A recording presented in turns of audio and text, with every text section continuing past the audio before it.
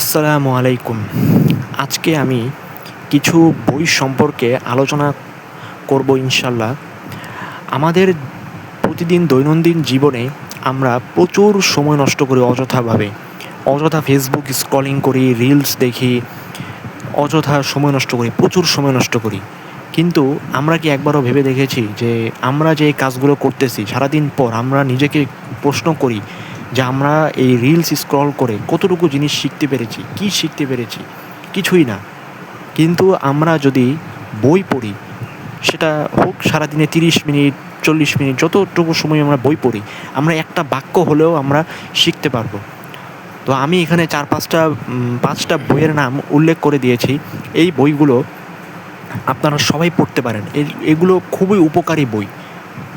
আমাদের অবস্থা আজকে এমন হয়ে গেছে যে আমরা পুরো পৃথিবীতে আমরা সংখ্যায় কিন্তু ব্যাপক। তা সত্ত্বেও আমরা কোণঠাসা হয়ে পড়ছি।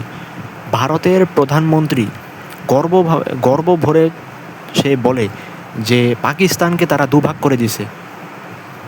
মানে বাংলাদেশ আর পাকিস্তানকে আলাদা করে দিছে। এখন পাকিস্তানকে নতুন করে ভাঙার ষড়যন্ত্র চলতেছে, বেলুচিস্তানকে আলাদা করার ষড়যন্ত্র চলতেছে। তো আমরা কি জানি যে পাকিস্তান, তুরস্ক এরা পৃথিবীর মধ্যে অন্যতম শক্তিশালী দেশ। এদের নিয়ে গভীরভাবে ষড়যন্ত্র চলতেছে। আমাদের দেশের রংপুরের চট্টগ্রামকে আলাদা করার ষড়যন্ত্র চলতেছে। তো মুসলিমরা আজকে কেন এরকম অবস্থা? কারণ মুসলিমরা জ্ঞান অর্জন এবং নিজেদের যে উন্নতি করার যে একটা প্রচেষ্টা, এগুলো থেকে মুসলিমরা দূরে সরে গেছে। তাই আমি আপনাদের কাছে অনুরোধ করব, দয়া করে অপ্রয়োজনীয় কাজ বাদ দিন। নিজে জীবনকে উন্নত করার চেষ্টা করুন, ইসলামকে জানার চেষ্টা করুন এবং জ্ঞান অর্জনের জন্য দিকে মনোযোগ দিন। ভারতের মুসলিমদের অবস্থা আরও করুণ। তাদের কি হবে, তাদের ভাগ্যে কি আছে আল্লাহ ভালো জানে।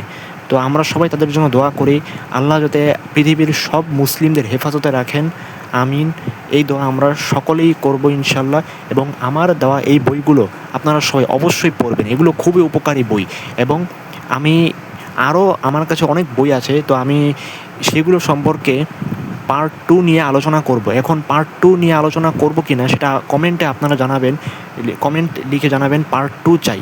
যদি পার্ট 2 আপনারা আরও বই সম্পর্কে পেতে চান তাহলে কমেন্ট করে জানাবেন এবং ভিডিওটি ভালো লাগলে অবশ্যই লাইক দিয়ে দিবেন এবং সদকায়ে জারিয়া হিসেবে শেয়ার করতে পারেন। আজকের মতো ভিডিওটি এখানেই শেষ করছি। আসসালামু আলাইকুম।